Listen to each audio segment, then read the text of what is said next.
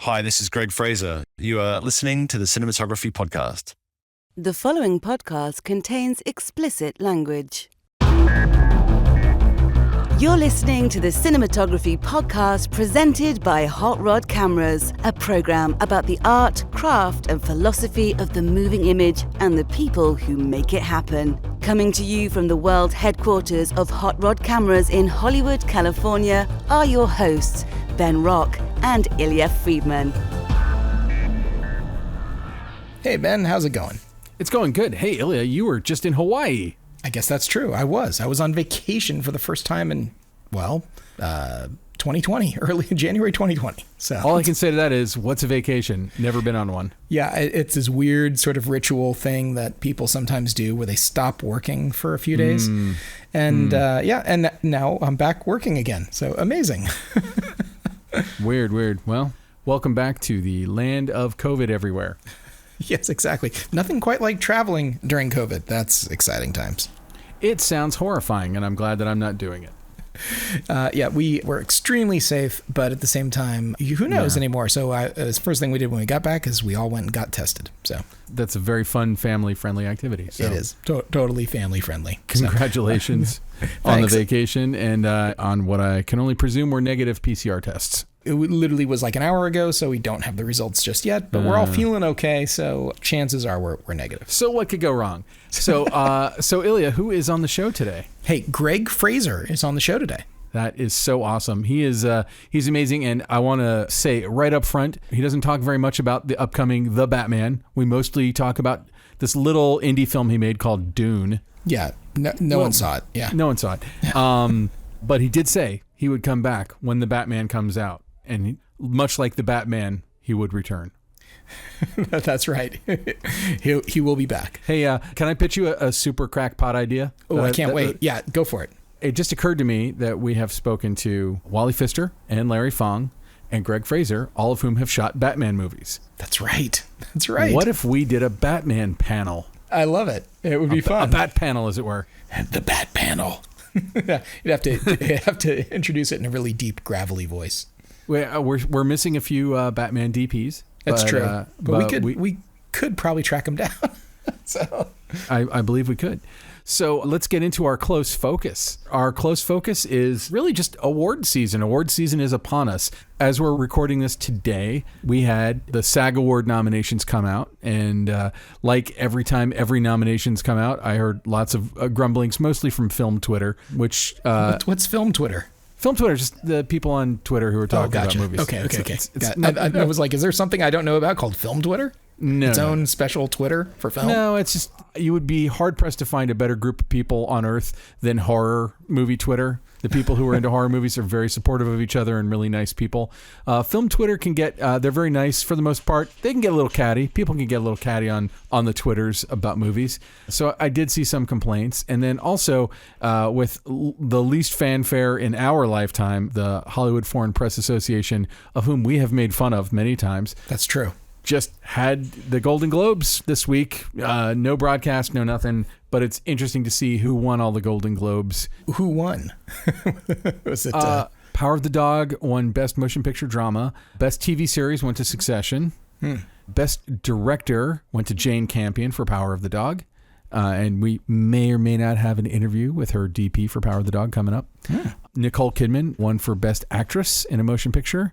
Do we want to go through all of them? No, we don't. Okay, it sounds like, though, it happened and no one's really talking about it. It's like there's a collective, I won't say media blackout, but it's strange. It's been 48 hours and I haven't really seen much of anything. I mean, the thing about the Golden Globes was always that they got big celebrities and they got them drunk and they kind of were a little looser than we're used to seeing them on, their Tonight Show interview or their Oscar acceptance speech. It was always a little more raw and loose and free, and that was always fun. And without that, you kind of go, well, what's the point? I mean, like, I actually, if I run the same thought experiment with the Oscars and I go, if there was no Oscar ceremony to watch, do I care who won? And the answer is I do. I would pay attention to who won the Oscars.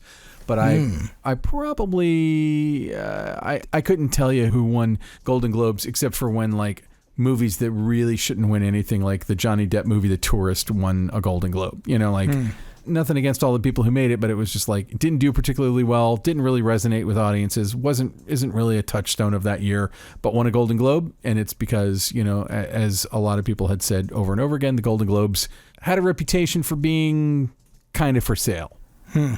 Yeah. But, to me, the interesting thing about that and the SAG Awards, and, SAG obviously is only dealing with actors, but it's like, what level of indicator is that going to be of not just, are those actors going to win, but like, what are the movies that are going to be the big buzz movies going into the Oscars that might end up winning Oscars? And I feel like sometimes that ends up splashing up on our cinematographical shores over here when, like the movies that get a lot of buzz, or sometimes, as was the case last year with Mank. I loved Mank, and I think a lot of people really liked Mank a lot.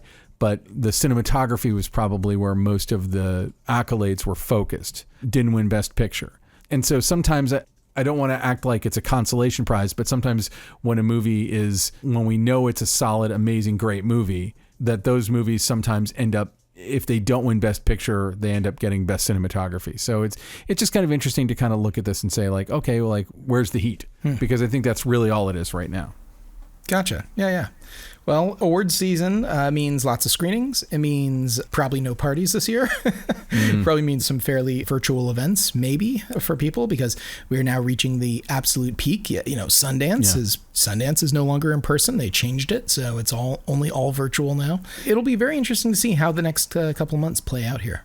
When our good friend Janelle Riley from Variety, I think a lot of the Q&As that she's doing this year are being done virtually. She was starting to do them in person. I actually went and saw Annette with the two guys from Sparks. They were doing a Q&A afterwards, but that was like 2 months ago. It was a simpler time when you would feel safe in a movie theater with an N95 mask over your nose and mouth, and now I would not. I watched Janelle Riley this morning interviewing Alana Haim about Licorice Pizza. That was fun. She loves that movie. Oh, my God. Well, hey, let's get to the interview with Greig Fraser. Here he is. The Cinematography Podcast Interview. We are here for a second time. Very excited with Greig Fraser, cinematographer. We've had you on the show before. Thank you so much for coming back on. And your newest film that is out is Dune. Couldn't be bigger. Thanks so much for coming on the show. Yeah, absolute pleasure. Always really fun to talk. So thank you.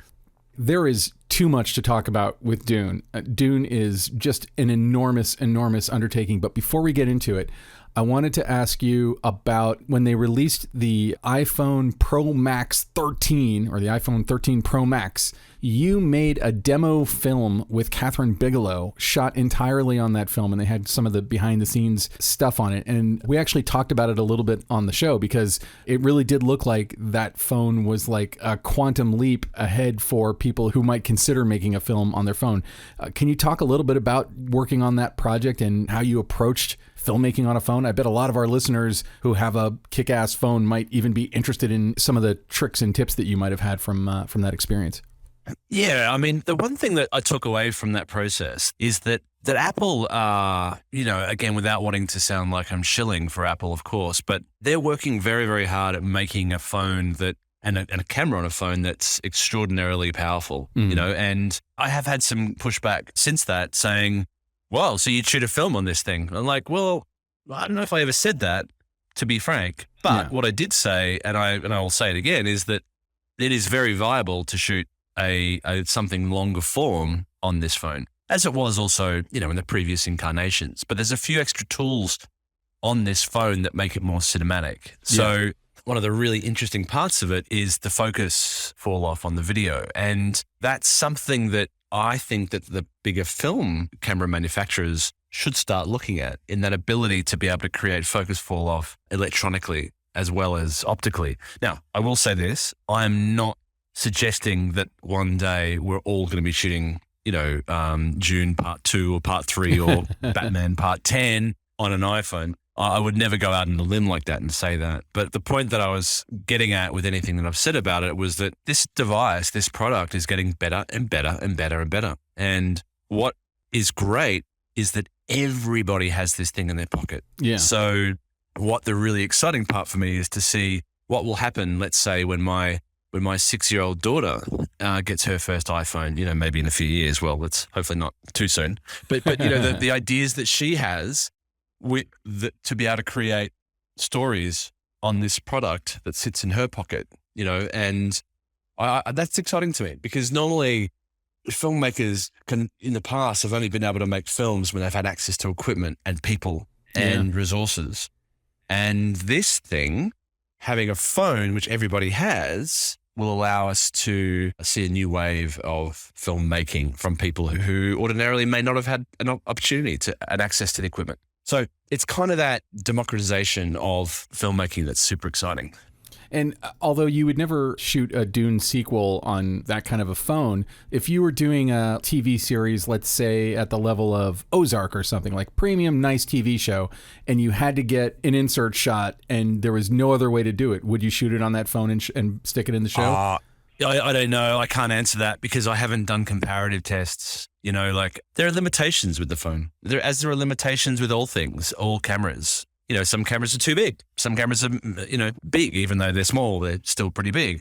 So when you're choosing a format for a film or for a short project, you take those things into account. The size of the camera, the recording methodology, the compression, the color, all those things. So it's not suddenly everyone's shooting a film on the iPhone. I mean, I got some comments from that, which I thought were very, very short-sighted, in that people go like, "Oh, well, you're shooting your next projects on an iPhone." I was like, I never said that. Yeah. But it's getting better and better and better. So that if somebody came and said, "Hey, there's a new film out, it's amazing," and it was shot on the iPhone, I wouldn't bat an eyelid. It wouldn't surprise me in the slightest.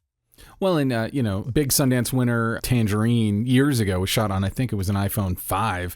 And then Steven Soderbergh just a few years ago shot Unsane on, I want to say it was the iPhone 10. Yeah. But what I thought was interesting about your demo in particular was when I saw even the trailer for Unsane, and I'm a big fan of Steven Soderbergh's, when I saw the trailer for it, it's like, I didn't know immediately that it was shot on a phone, but as soon as I saw that, I was like, that's what it was about it. It's like, there's a very specific look to that generation of iPhone and earlier, whereas the demo that you and Catherine Bigelow did on the iPhone 13 Pro Max, I didn't even think about what it was shot on. Like, nothing about it made me go like, what? That doesn't look right. And I'm not saying that Unsane looked wrong. I think Soderbergh was embracing the phoniness, the PHONE-ness of the look and steering into it. And I felt like your project with Catherine Bigelow didn't do that at all. Yeah, I mean, we both liked the fact. I mean, Catherine, one thing I love about Catherine as a filmmaker is she eschews all of the conventional film things that occur on a film set. She definitely doesn't like when there's too many people on set. She definitely doesn't like it when there's cranes and there's this and there's condors and there's that. Like, she just loves a really simple camera and an actor.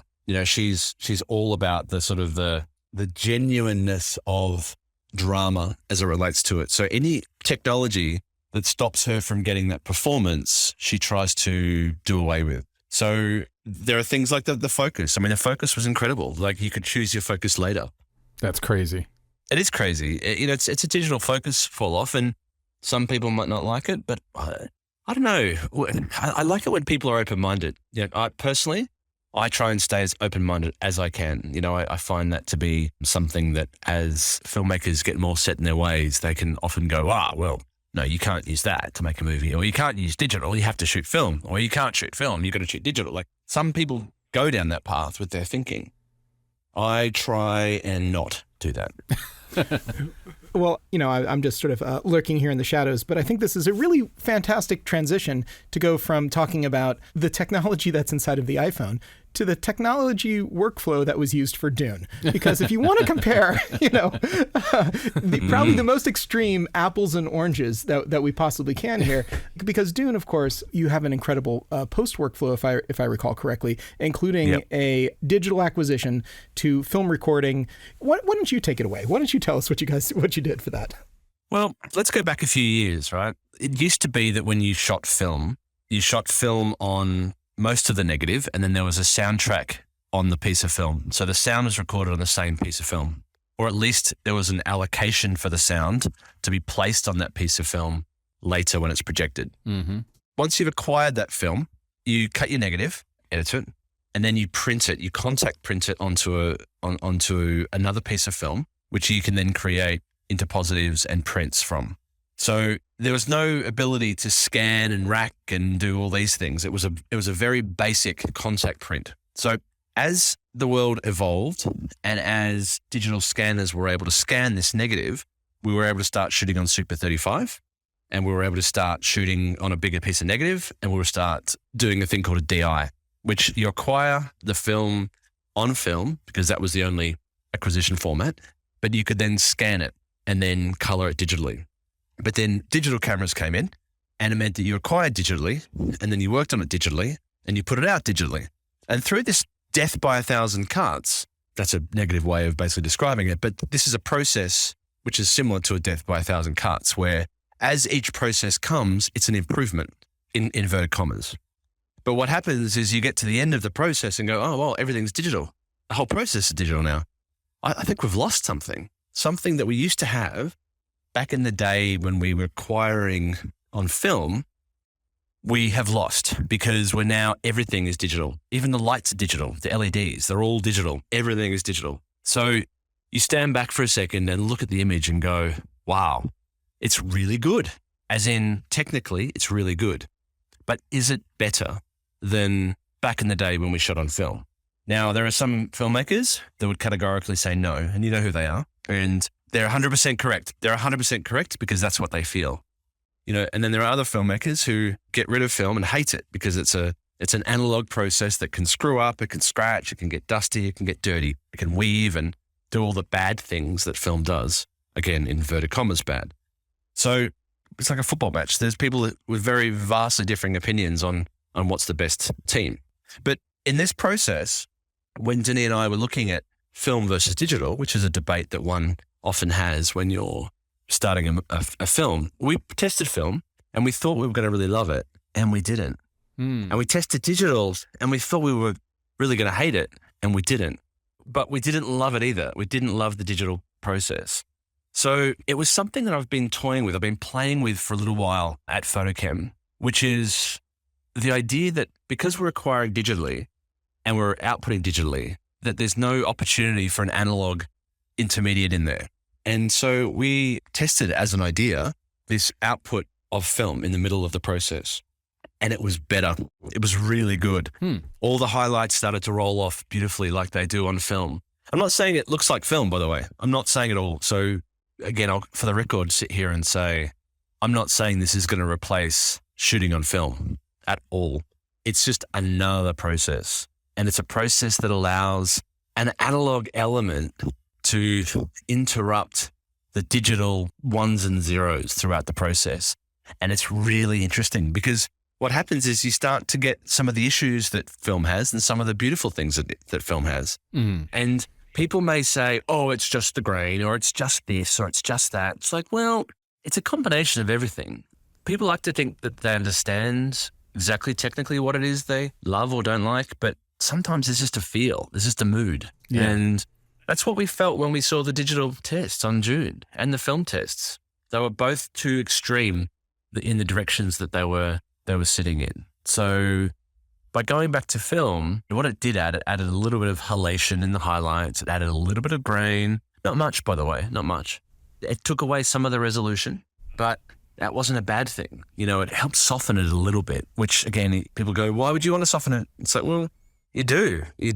Film, I don't know, film represents an idea, represents a piece of the way that you see the world, and if it's too sharp and it's too clear, that's not how we see the world. It's not how I see the world. The world's soft, but not blurry. It's that balance, isn't it? I remember back at Delta when I was there in the early days of 4K, we had a document, and that document listed all the negative qualities of film and all the things that we were going to strive to get rid of. But there was a flip side to that document, or that spreadsheet that basically said, the intention was at some point we would add all of these as features into the camera as the ability to digitally program how much you wanted to add, essentially as like a LUT. It's like, oh, I'd like this shot to have more noise. We're going to have the ability to add essentially a LUT command here that there's going to be noise or gate weave or halation or roll off or all of this stuff, because the idea was at that point like, oh, we're going to try to get things better, but we still want to be able to maintain all of those functions. But I think it's interesting that so far no camera manufacturer has done that, and it has kind of fall into post. And even though that most of these post type of things is not exactly correct either, you have to do these, I'm going to say probably fairly cumbersome processes of scanning and recording a photochemical process to change that digital back into something that resembles more like what in our minds or our memory is what something should probably look like or what the world should feel. So. Yeah, it is really fun and interesting to look at how things should feel and how the mind's eye remembers things and how you see things, and I've had this debate with a number of people. Like, I know that, lens companies have been striving to make lenses with less chromatic aberration, for example, when it's wide open. But I kind of like a bit of chromatic aberration in my lenses. I like around the edges of things that are out of focus, turning that little bit of blues. I like that. Now, technically, that's not good. So there are lots of arguments to say it's not right, but it feels right. And there's an amazing artist that I follow on Instagram. His tag is Drawings by Dylan. And he creates these incredible portraits, these drawn portraits. And what I love about these drawn portraits are that they are super high res, but they have dimension and they have like exactly everything that we strive for as filmmakers, cinematographers. We try and create images with dimension, not 3D. Like, I don't want to sit in the theater with goggles. I'm not talking about that. I'm talking about you want your image that you see to be dimensional and you want to be able to almost touch it or feel it. And that doesn't necessarily mean sharpness. That's where film, I think, has dimension that digital doesn't. It has a certain kind of depth to it. And that's why I think filmmakers who love film miss that with digital.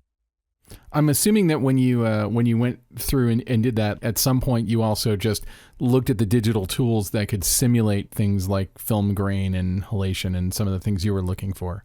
Yeah. But it all feels faux though. It's like when we were building our house in Los Angeles, we wanted to put a brick wall up, but we weren't allowed to put a brick wall up because there are earthquakes in Los Angeles. So the builder's like, well, here are some tiles that look like bricks. I'm like, yeah, but they're not bricks. So like, you know what I mean? Like, It's faux and it doesn't feel right. You walk past it and it just has an aura of falseness. So, it wasn't the grain that we loved and it wasn't the halation that we loved. It wasn't the weave that we loved. It was the feel that process gave us. And yes, listen, a scientist can absolutely probably say, yep, well, we can create that exactly. And I'm sure they're right, but there'll be something missing. Even if it's just, the knowledge, the belief that there's a piece of film underneath that. So speaking also on the subject of realism, but kind of pivoting to the actual production, I was reading up on some of the stuff that you did on it, and there were things like in those flying machines, what were they called? Ornithopters. Like, I was reading about how what probably anyone would have done some kind of typical green or blue screen, shoot it in a studio kind of a thing. You guys went the extra step for realism in filming those sequences and other sequences. And I thought one of the things that really came across in the movie too was kind of that relentless attention to how it would really look. What was your thought process in doing that? And tell us like some of the lengths to which you went to do that, to create realism. This is probably the most realistic lighting exercise that I've done, that I've ever, on a movie. And we really pushed to make sure that our lighting was as appropriate and correct as possible. And why that's a new idea is astounding to me. Like, again, you think about the process, the death by 1,000 cuts analogy that I mentioned before. Like, when visual effects started becoming a thing back in the early 80s, they could really only do keys off a blue screen and a green screen because they couldn't do rotoscoping or, whatever that process was. I wasn't around then, so I'm not an expert. But what happened was that blue screens and green screens got bigger to, you start seeing behind the scenes shots of the Star Wars prequels, and they all were shot in green screen stages. And I don't know if anyone at that point in time said to themselves quietly, well, listen, I know we can get a good key out of this, but it doesn't look real. It doesn't look right because the lighting's not correct. Yeah. But I know that was the case because during the prep for Rogue One, John Knoll and I had really got long conversations about how to make the lighting as correct as possible. while still giving VFX the ability to do the VFX that they needed. And part of that came from, from the correct lighting, from the correct color of ambient daylight, which back in the day could only be tungsten because there was only tungsten space lights. Yeah. But I was trying to simulate 10,000 Kelvin coming from a blue sky. And it was just impossible. It never would do that. So coming forward to Dune, we had a fantastic VFX supervisor, Paul Lambert, who normally in a production meeting, it's normally me that bangs the drum about the lighting being correct, with a little bit of support from the VFX soup, but normally it's me. Whereas for Dune, Paul Lambert was normally the first guy who would raise his hand and go, it doesn't work for me, lighting-wise. It's not good. Mm-hmm. Which is fantastic, because it meant that suddenly he became the bad guy, and I got to be like, oh, yeah, what he says. Yeah, I'll support Paul. I was like, I just wanted to give the guy a big hug every day, just because he was effectively, we were in tandem, we were lockstep the way that we were approaching it. So with the ornithopter, as an example, the way that the production wanted to shoot that, they wanted to shoot that on the stage because it's controlled. It doesn't matter about weather. We could be shooting it at nighttime, for daytime. It didn't matter. You know what I mean? Like for them, it was a much better process. But in order to do that, we would have had to have, again, used green screen, blue screen, which would have given us the wrong color.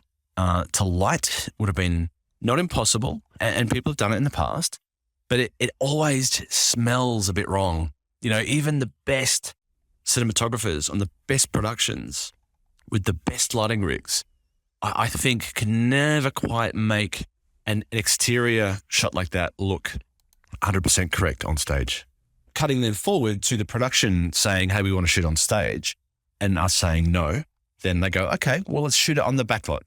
We've got this concrete pad, let's shoot it on the backlot. And the issue that we had there was that around the backlot, there are buildings. So we've got to cover those buildings with something, which invariably is green screen.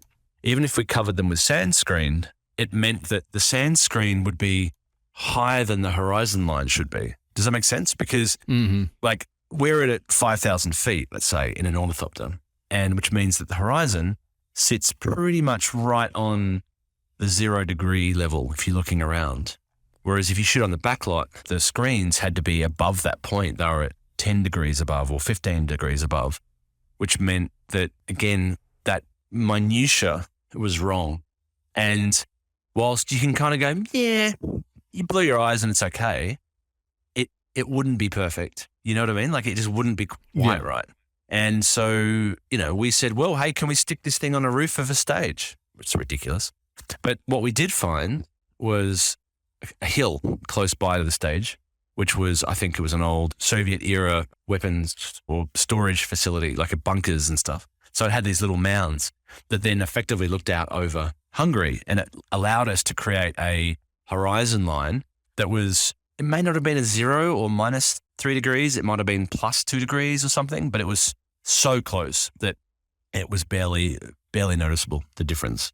So it was fantastic. We felt like we were kind of where we needed to be. So that's a great place to start from a VFX standpoint, because then Paul's job is adding to something that already feels good. He's not stripping back something that looks wrong and having to fix it and then, add stuff in. So it worked really well for us. And it astounds me that this is a fairly new idea. It's not a new idea. It's just that I think we were able to, we had the support of the VFX supervisor, we had the support of the director, we had the support of me, the designer, like everyone who was in charge creatively all had the same drive to get it right. And it meant that we were dogged in our arguments for doing things a certain way.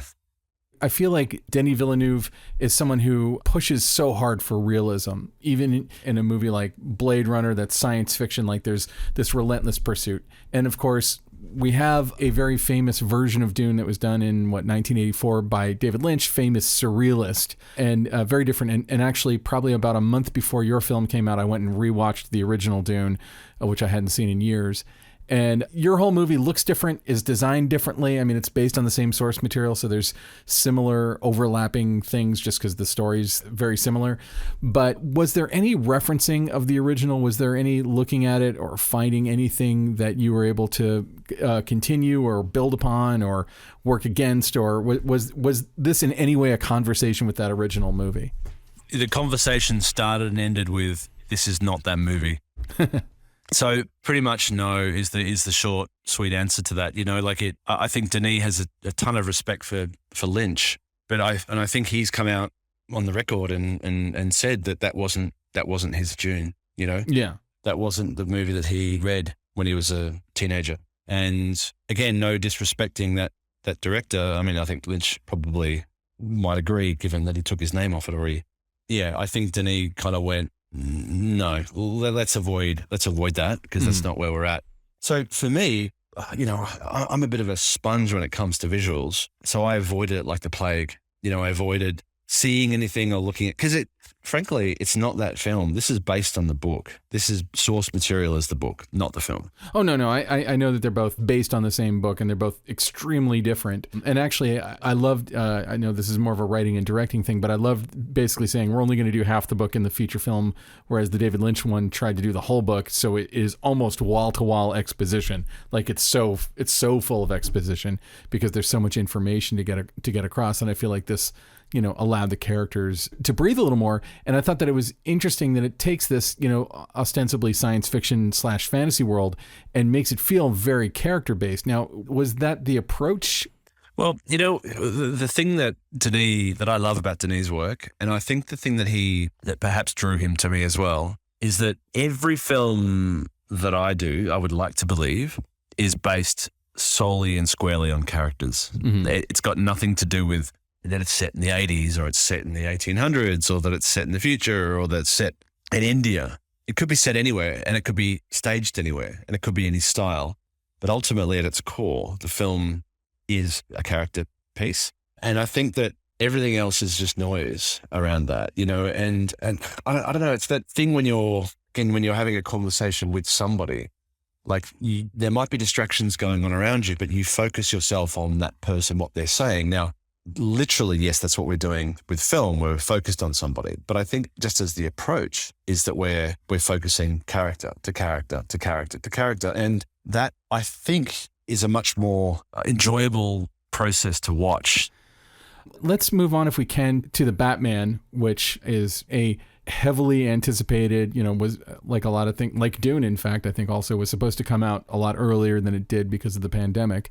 And I have to say that, like, I've seen every trailer. Whenever they drop a new trailer, I watch it, and I'm blown away by the creative approach that you seem to have taken in the movie. And obviously, you can't give away any plot spoilers or anything that isn't in the trailer. But I was curious, when the first real trailer dropped a few months ago, it really, like, I felt like I was watching something set almost in the universe of David Fincher's Seven, shot by Darius Khondji. Can you talk about, like, what were the references, or where did the idea for the world come from? Because I feel like we've got the Tim Burton Batman world now, and then we also obviously have the Christopher Nolan world, which is like hyper realistic, and then we have the Zack Snyder one, which is extraordinarily stylized. And you found yet another look that I hadn't seen kind of represented in that world, or frankly in any comic book world before. Well, I mean, obviously, yeah, I mean, as you touched on, the film hasn't come out and I can't really speak too much about it. Mm-hmm. But one thing I will say is that try and go back and have a look at what Matt Reeves has done in the past, you know, and also what I've done with Matt Reeves in the past. So Matt Reeves and I did Let Me In, which was love it, the English version of Let the Right One In, the book, and there was also a European film as well. And he then went and did The Apes 2 and 3, which Michael Saracen photographed for him beautifully. And so just watch those films.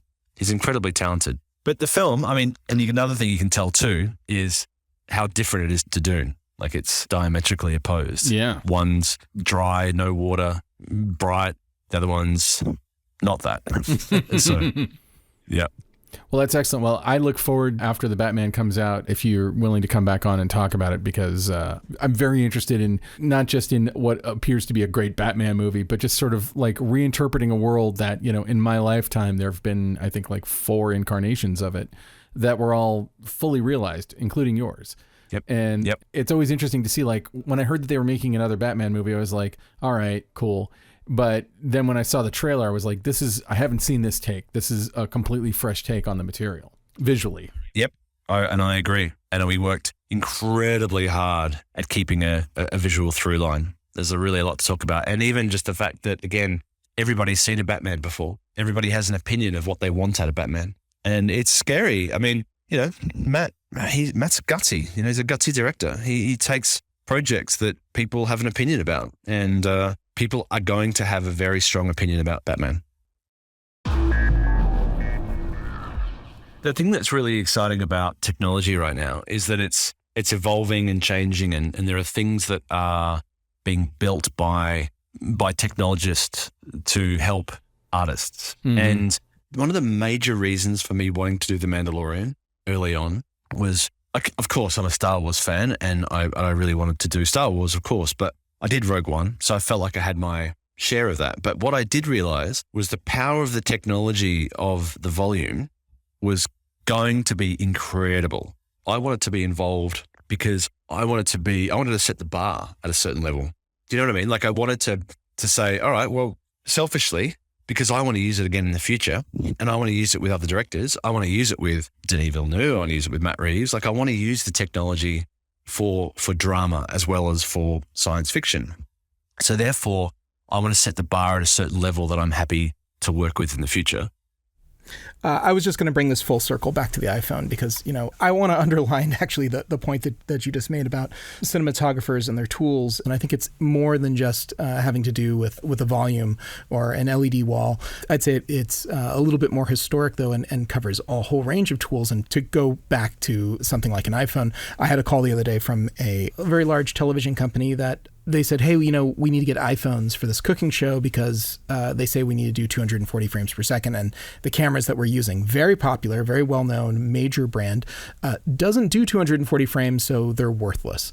And and so I sent the executive producer a link to another friend of the show who shot Chef's Table, Adam Bricker. And I said, hey, here's a Chef's Table. They never went above 120 frames per second.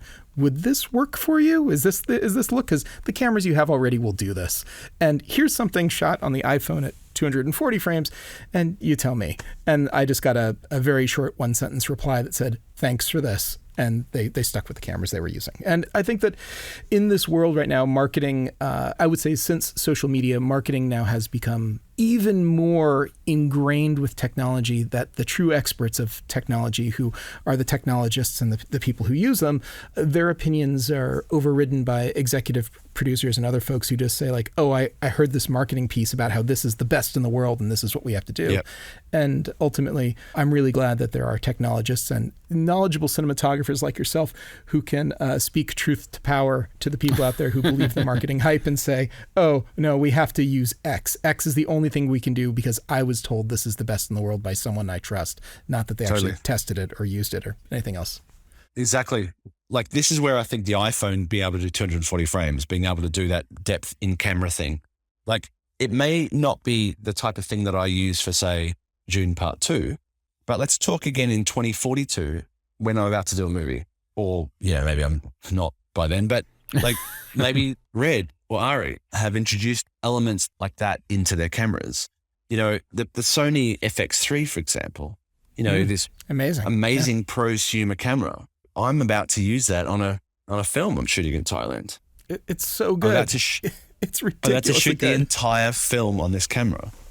And it's so ridiculous that it's so small, and it's such high ISO for such a small camera.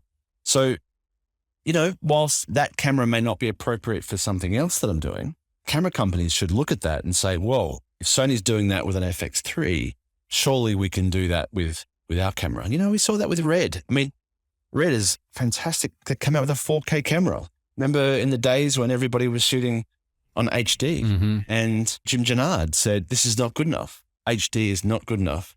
And The reason we are now shooting on 4K cameras is because of Jim Gennard, amongst others, but primarily because he was able to push that thing along. Because there were manufacturers that were saying to me at that point in time that HD was fine. Like, I remember, I won't name the companies that were doing that, but there are some companies that were producing HD digital cameras that said, this is all you need. And I respect the fact when people say, that's not good enough.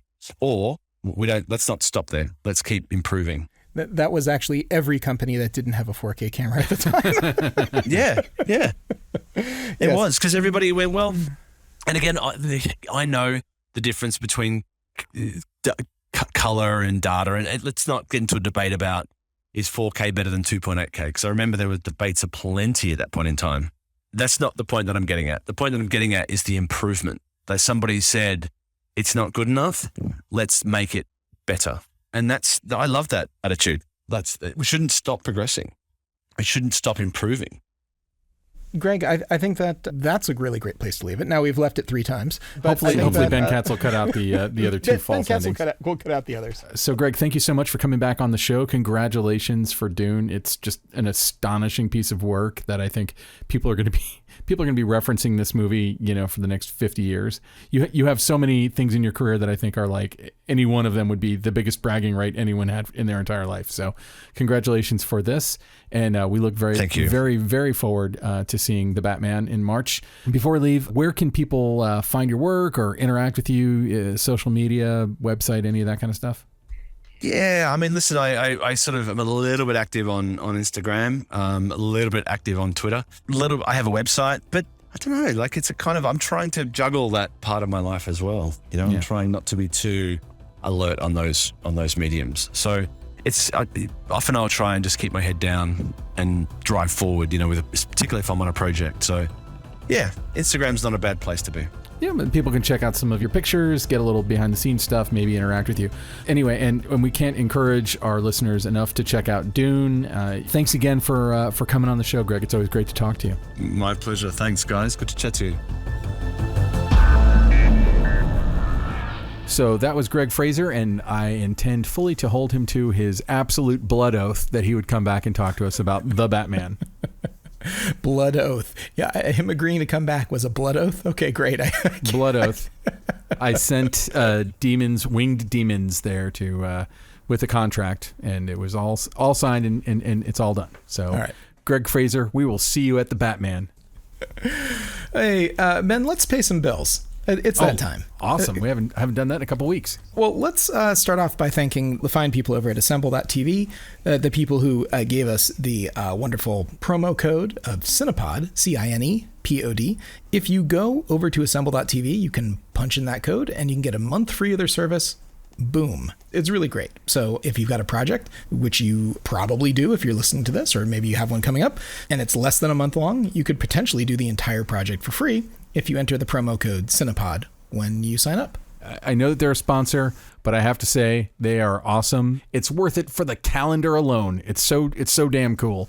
It's a great calendar. But I don't have a current project to be using it on, but the second I have one, I am going to push it as hard on the producers as I possibly can. Let's also thank the fine people over at Arri, returning sponsor of the show. They've got something new. They released a product a couple years back now called the Orbiter. And the Orbiter is this really clever lighting instrument that does all kinds of really great things.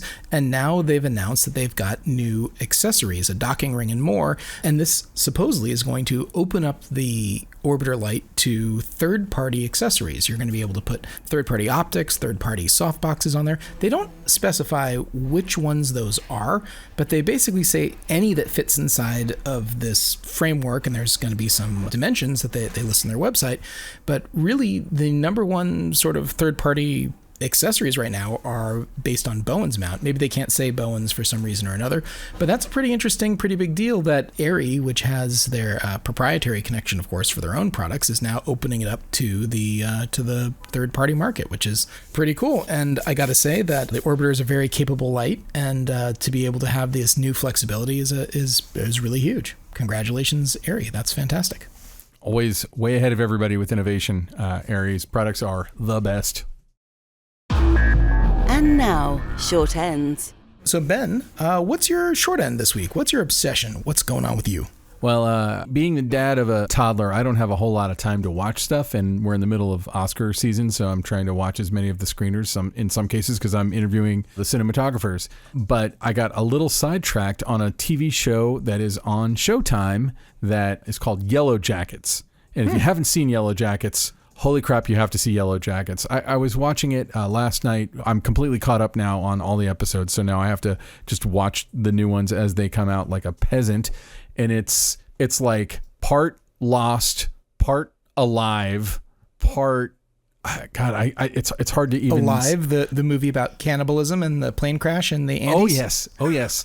They deep tease cannibalism in the first episode, and then you don't really get to see it for a while. It's got Melanie Linsky and Juliette Lewis and Christina Ricci and several other actors. Those are the ones that I knew their work the most going in, and they have teenage versions of themselves. So it kind of takes place in the modern day, and then it takes place in like 1994 when they're all in high school. And as fun. Total happenstance would have it, Sammy Hanratty, who plays young Christina Ricci, I actually worked with her on Chosen on Crackle. Nice. Which I was second unit director on, but she was very young then. She might have been 18 at that time. And you could tell she was somebody who was like on her way to go somewhere. And the character she plays in this, the character of Misty, is insane. A crazy, crazy character. Juliette Lewis, Christina Ricci, they're almost like in a buddy movie together somehow in this thing. And it is dark as hell, and it looks amazing.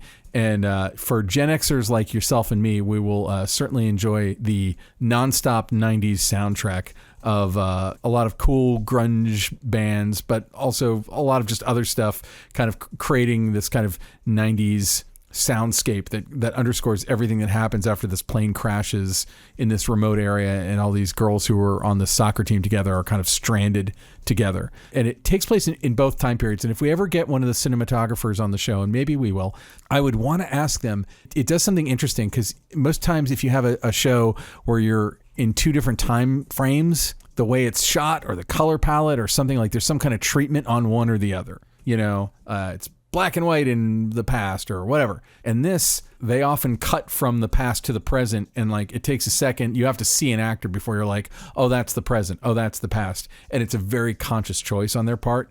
And I think it's very interesting. One slight other plug, the last episode of the season, which has not dropped yet, is directed by our friend Ed Sanchez, Eduardo nice. Sanchez. Yeah. Yeah, very cool. So we should probably get Ed on the show at some point. He's been killing it in TV. He's been directing a lot of television over the last several years, and I'm really excited to see what he does in this world, because obviously he's got some serious horror bona fides, and this show kind of walks a weird line of being like, on the one side, kind of a mystery, like the stuff happening in the present is kind of a mystery, and the stuff happening in the past is a very slow burning but very compelling horror story. Like what happens with this group of stranded girls and a couple of guys is all horrifying, and it's just a wonderful show. So if you have Showtime, if you have the ability to check it out, can't recommend it highly enough. Yellow Jackets.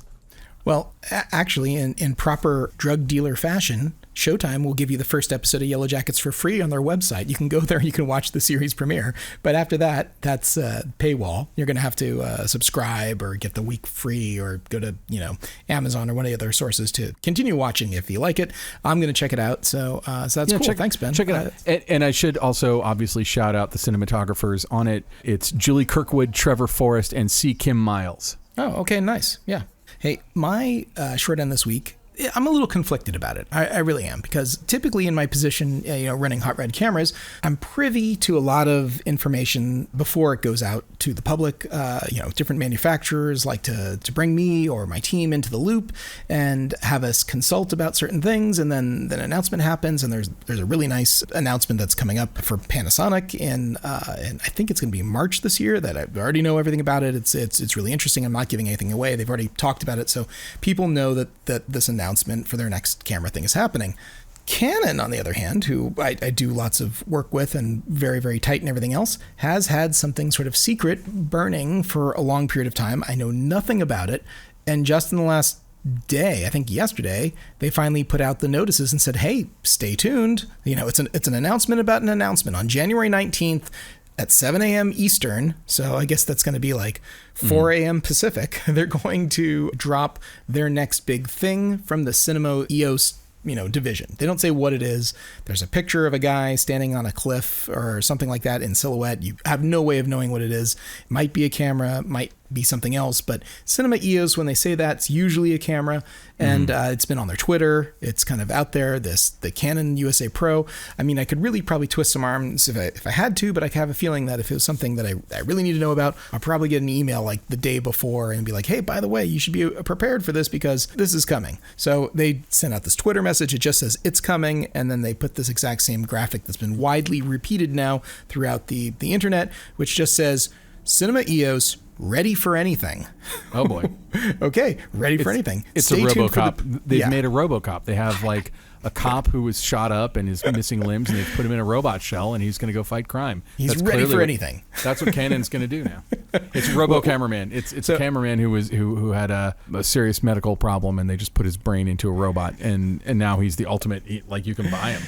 I really don't know what it is, but Canon, of course, extremely influential in this industry. The Canon C70 is blowing up big time. A lot of people are using it for a lot of different things. It's really an incredible little camera.